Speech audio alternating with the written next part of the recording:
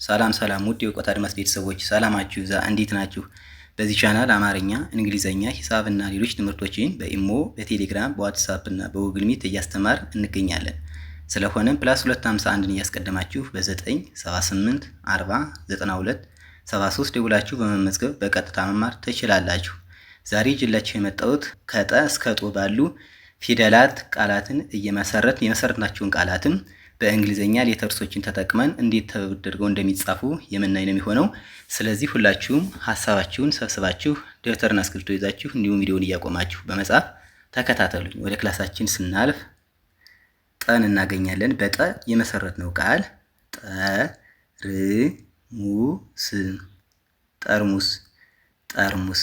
ጠ ከጠ ቤተሰብ መጀመሪያ፣ ር ከረ ቤተሰብ ስድስተኛ፣ ሙ ከመ ቤተሰብ ሁለተኛ፣ ስ ከሰ ቤተሰብ ስድስተኛ። በአንድ ላይ እነዚህ አራት ሆሄያት ጠርሙስ፣ ጠርሙስ የሚል ቃል ያስገኙልናል ማለት ነው። ጠ በሚለው ፊደል ጠርሙስ የሚል ቃል መሰረት ማለት ነው። ጠርሙስን እንዴት በእንግሊዘኛ ሌተርስ ተጠቅመን እንጽፈዋለን ካልን ደግሞ ቲኢ እንደ ጠ ይነበባል፣ አር እንደ ር ይነበባል፣ ኤምዩ እንደ ሙ ይነበባል፣ ኤስ እንደ ስ ይነበባል። በአንድ ላይ ጠርሙስ ብለን ስንጽፍ ይህን ይመስላል ማለት ነው። ስለዚህ ቲኢ ጠ አር ር ኤምዩ ሙ ኤስ ጠርሙስ፣ ጠርሙስ ብለን በእንግሊዘኛ ሌተሮች ተጠቅመን ስንጽፍ ይህን ይመስላል ማለት ነው። በጡ የመሰረትነው ቃል ጡንቻ፣ ጡንቻ።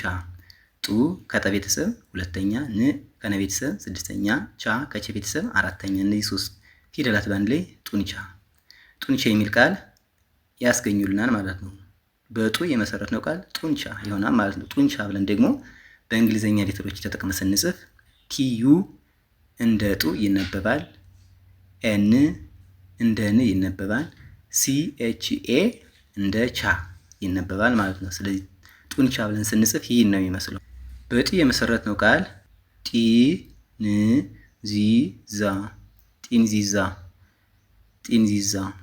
ጢ ከጠ ቤተሰብ ሶስተኛ፣ ን ከነ ቤተሰብ ስድስተኛ፣ ዚ ከዘ ቤተሰብ ሶስተኛ፣ ዛ ከዘ ቤተሰብ አሁንም አራተኛ ማለት ነው። እነዚህ አራት ሆሄያት በአንድ ላይ ጢንዚዛ፣ ጢንዚዛ የሚል ቃል ይመሰርቱልናል ማለት ነው። ስለዚህ በጢ የመሰረትነው ቃል ምን ይባላል?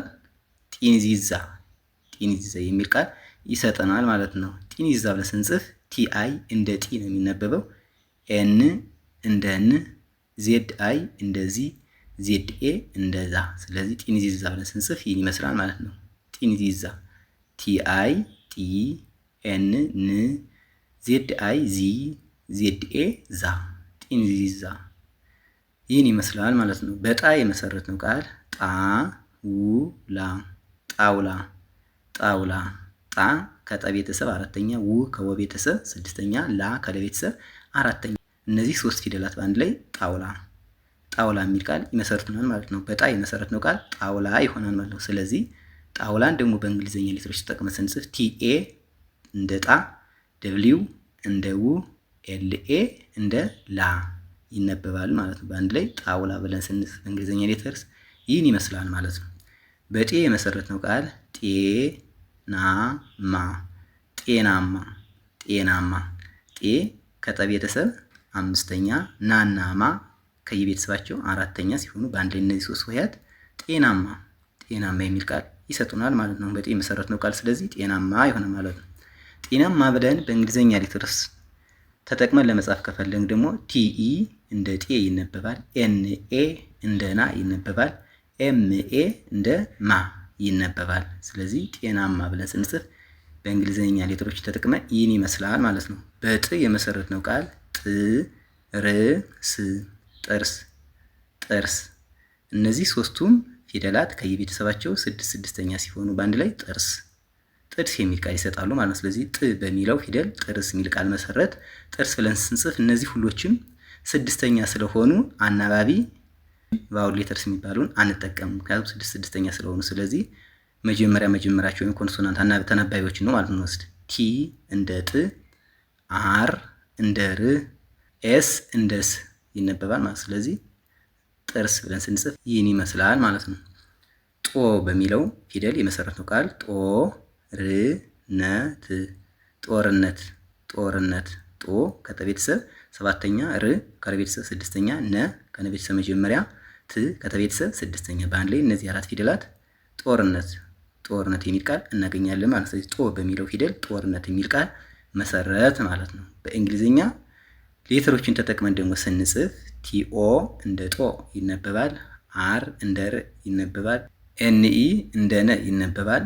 ቲ እንደ ተ ይነበባል። ስለዚህ በአንድ ላይ ጦርነት ብለን ስንጽፍ በእንግሊዝኛ ሌተሮች ተጠቅመን እንደዚህ ይመስላል ማለት ነው። ጦርነት ብለን ለመጻፍ ይህን ነው የምንጠቀመው ማለት ነው።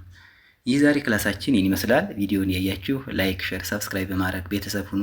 መማር የምትፈልጉ ስልካችን ከቪዲዮ በታች ስለምናስቀምጥ በኢሞ፣ በቴሌግራም፣ በዋትስአፕ እና በጉግል ሚት ደውላችሁ በመመዝገብ በቀጥታ ማር ትችላላችሁ ማለት ነው። በቀጣይ በሌላ ክላስ እስክንገናኝ ድረስ ሰላማችሁ ይብዛ። ሰላም ሁኑ። ቻው